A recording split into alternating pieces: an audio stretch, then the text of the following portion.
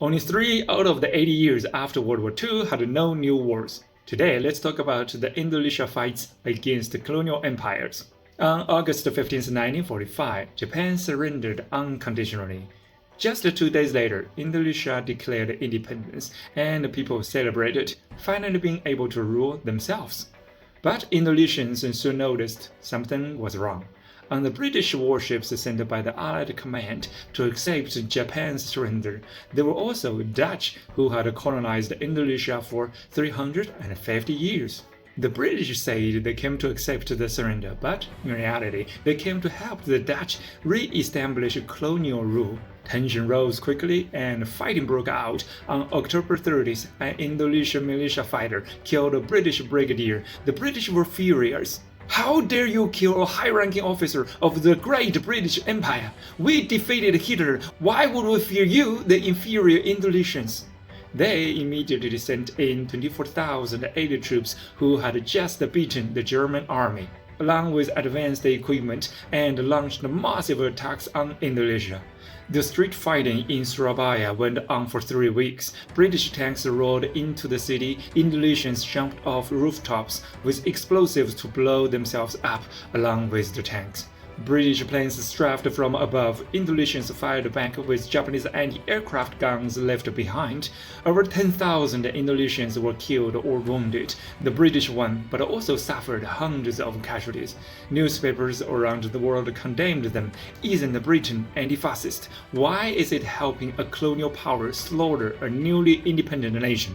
Anti-war sentiment grew in Britain and was criticized worldwide. Churchill was voted out. The new Labour government quietly withdrew from Indonesia at the end of 1946, leaving the Dutch to deal with it.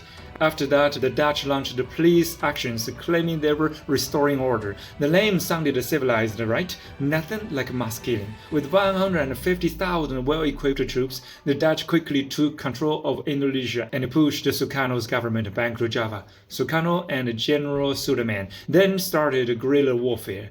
You take the cities, we go to the countryside. You come to sweep the area, we burn everything.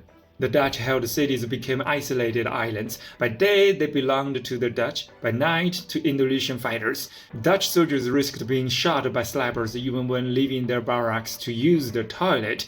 The Dutch wanted rubber, oil, and sugar. Indonesians burned plantations and warehouses. If I can have it, you won't either. The Dutch were stunned. The police action turned into a bottomless pit. Their 150,000 troops were spread thin across thousands of islands. And the Dutch economy had just been destroyed by Germany and was surviving only with US Marshall Plan aid. The huge military cost was impossible to bear. Then the two superpowers stepped in. The Soviet Union denounced the Dutch for imperial restoration, supported Indonesian independence, and hoped to pull Indonesia into the communist camp. Meanwhile, the United States directly threatened the Dutch. The billions we give you in Marshall Plan aid are for rebuilding your economy. You are using it for colonial war? If you keep fighting, you'll get nothing. The US was afraid Indonesia would be pushed toward communism. Better to let Indonesia become independent and join the so-called free world than let the Dutch make things worse.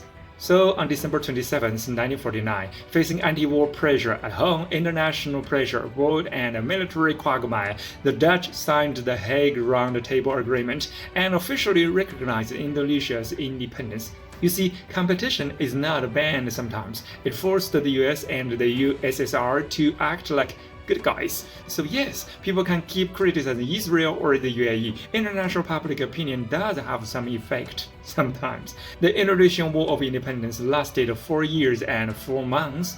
Over 100,000 Indonesians and nearly 10,000 Dutch and Allied soldiers died. So, as you can see, colonial empires could be forced to submit only by overwhelming force, or even nuclear bombs like the Japanese Empire. Persuasion alone was never enough. Follow me, let's view 80 wars after 80 years of World War II.